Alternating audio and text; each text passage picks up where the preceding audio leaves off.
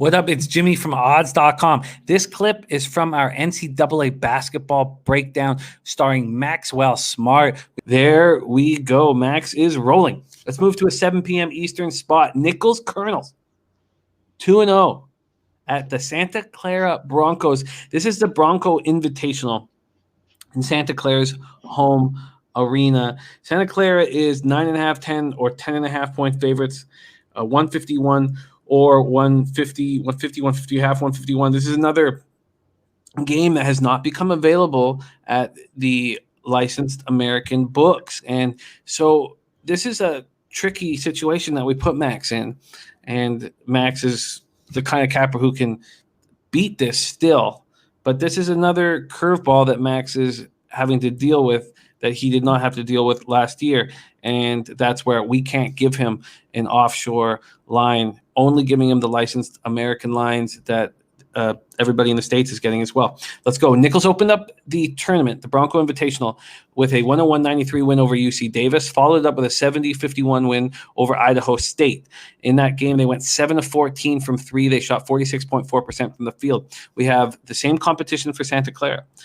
They opened the tournament with a 62-49 win over Idaho State and followed it up with a 66-63 win over UC Davis. Much lower scoring games from Santa Clara. Max, Nicholls at Santa Clara, 7 p.m. Eastern. Take it away. Yeah, this is a real interesting spot. Obviously, these two teams now have a common opponent, both being able to beat UC Davis. Obviously, Nicholls with a little more margin and really taking UC Davis out of their comfort zone into a tempo that they just were barely being able to stay into, in my opinion, from watching that game. When I look at this Nicholls State team, they've just done a really good job of assembling some guys that play well together.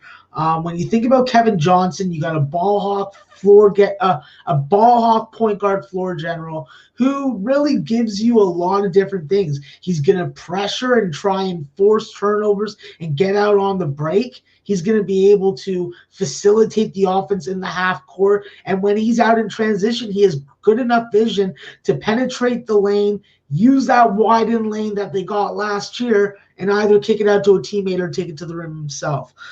When you look at Ty Gordon, this is the guy that I think is going to distinguish himself as the top scorer and the go-to shot maker for this team. He has a very good sense when it comes to what shots to take and what shots to not. And he doesn't force his offense. He lets the offense come to him. He gets in his spots. I like that type of free-flowing play. And then really you need some guys on the glass, and you got Raigi Lyons that is going to be a beast on the offensive glass. We've already seen him do some work already. I think that continues against a very heavy laden front court for Santa Clara. The problem with Santa Clara is they got a bunch of Canadians, Joseph Frankic, Jaden Badeko. These are guys that are definitely impact players. Joseph is Santa Clara's best player. This is Santa Clara team that wins with defense. They force turnovers when they're collapsing on drivers. They throw their size around, and they got a lot of it. Their one issue really is they got to limit fouling. Where I think Nicholls will distinguish themselves and why I'm taking them plus 10 in this game is their four-man bench gang. They brought in some transfers and did what most mid-majors should do. Transfers should come and play off the bench and earn their way into the starting lineup.